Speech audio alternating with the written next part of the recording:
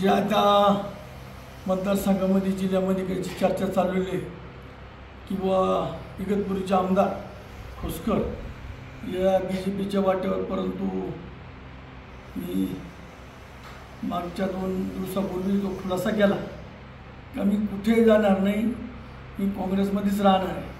परंतु माझी एकच या ठिकाणी नाराजी की काँग्रेस आघाडीची सत्ता असताना त्यावेळेस काँग्रेसचे आदिवासी मंत्री केशी पाटील साहेब त्यांनी त्यावेळेस माझ्या मतदारसंघातल्या बऱ्याच काही मजूर संस्थेचे काही कॉन्ट्रॅक्टर, काही सुशिक्षित बेरोजगार कॉन्ट्रॅक्टर आणि ओपन कॉन्ट्रॅक्टरचे काही पैसे त्यांनी घेतले। त्यावेळेस कामं मंजूर करून देतो आणि त्यावेळेस कॉन्ट्रॅक्टरनी माझी मुळात त्या ठिकाणी ते पैसे दिले आणि पैसे देताना त्यावेळेस स्वतः माझ्या समक्ष वरुण ठाकरे, समीर साबळे यांच्याकडे सगळे पोरांनी पैसे जमा करून दिले आणि त्यांनी सर्व पैसे स्वतः केशी पाटील साहेब मला फोन करायचा आणि त्यावेळेस सांगायचं की खोसकरजी जे काही पैसे ते तुमच्या कॉन्ट्रॅक्टरचे जे काही जमा झाले ते म्हणजे माझ्या वैयक्तिकडे पाठवून द्या।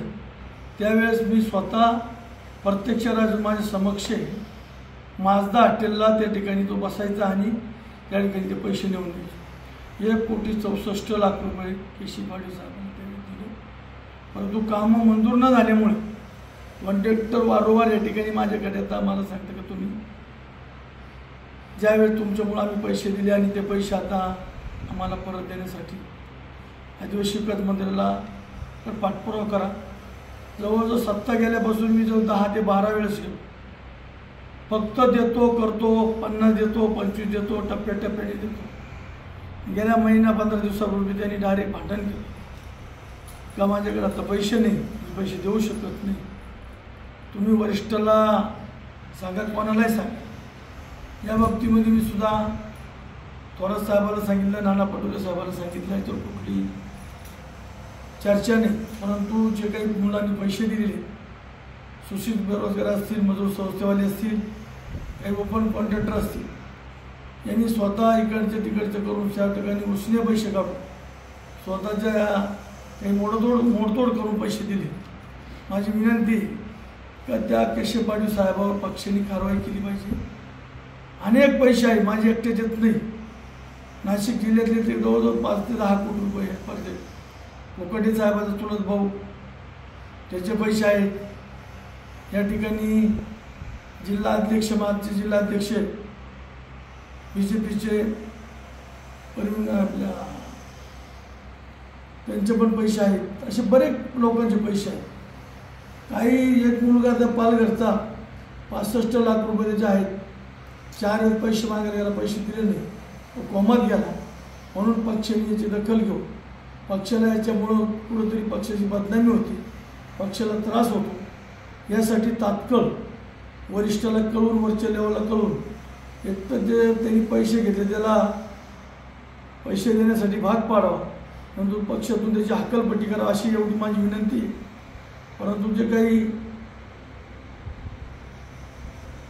चाललेलं आहे त्याच्यामध्ये वर्तमानपत्रात, चॅनलच्या माध्यमातून की बाबा इगतपुरी तालुक्याचा आमदार खोसकर हा BJP जातो, इकडे जातो, तिकडे जातो।